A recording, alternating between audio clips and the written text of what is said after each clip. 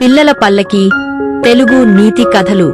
అనగనగా నందనవనం అనే అడవిలో సింహాలు లేకపోవడం వలన చిరుతపులి అడవికి రాజుగా ఉండేది.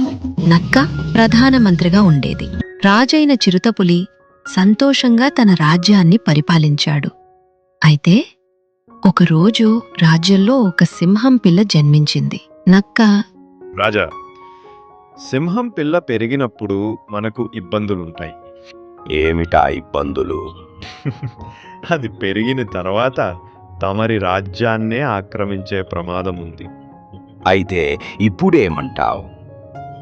సింహాలు ఎల్లప్పుడూ స్నేహాన్ని గౌరవిస్తాయి మరియు ఇతర జంతువులతో అనవసరంగా ఎప్పుడూ పోరాడము.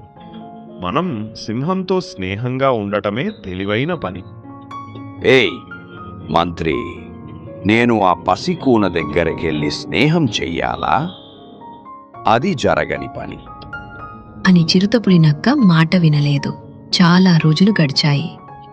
ఆ సింహం పిల్ల పెద్ద సింహంగా ఎదిగింది.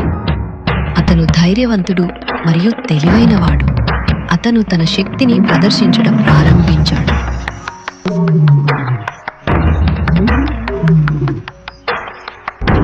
నక్క మళ్ళీ అతను రోజురోజుకు శక్తివంతుడిగా మారుతున్నాడు.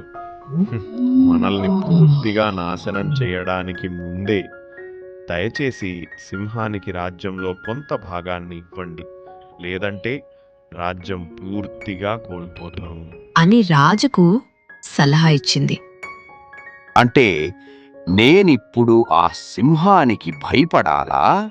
అని చిరుతపులి మళ్ళీ నక్క సలహాను తిరస్కరించింది. ఒకరోజు సింహం చిరుత ఉన్న ప్రాంతానికి వచ్చింది. ఏయ్ సింహమా, ఏంటి ఇక్కడికి వచ్చావు? సరదాగానే వచ్చాను. ఎందుకలా అడిగారు? ఇక్కడికి రాకూడదా? నువ్వు నా సింహాసనం మీద కన్నేసి నాతో యుద్ధానికే వచ్చావు. నాకలాంటి ఉద్దేశం లేదు. నీకంత సరదాగా ఉంటే నేను సిద్ధమే. నీకు నాతో పోరాడే ధైర్యముందా? అంటూ రెండు ఒకదాని మీద మరొకటి దాడి చేసుకోవటం మొదలుపెట్టే.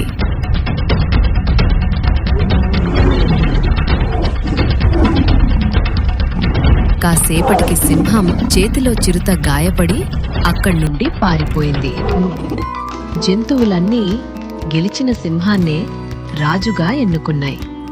ఆ రోజు నుండి నందనవనాన్ని సింహం సంతోషంగా పాలించింది.